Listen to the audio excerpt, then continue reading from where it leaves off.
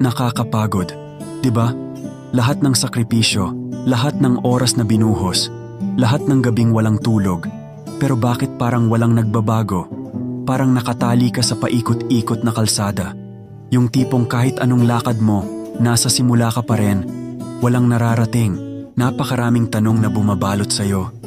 Tama pa ba itong ginagawa ko? Bakit parang hindi sapat ang bawat hakbang? Kahit anong abot ko, parang laging kulang.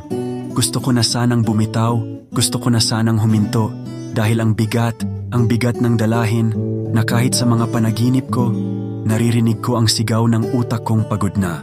Pero kahit anong sakit, kahit anong hirap, bakit hindi ko magawang magpaalam? Bakit sa bawat pag-urong, laging may boses na bumubulong? Konti pa, kaunting tiyaga pa. Kasi alam ko sa sarili ko, may pangarap pa akong gustong abutin. Oo, napapagod ako.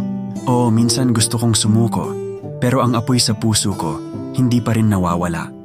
Kahit gaano kahirap, kahit gaano kalayo, nandito ako, lumalaban pa rin, kahit pilit. Kasi sa dulo ng lahat ng ito, alam ko, hindi ako titigil hanggat hindi ko naabot ang mga bituin.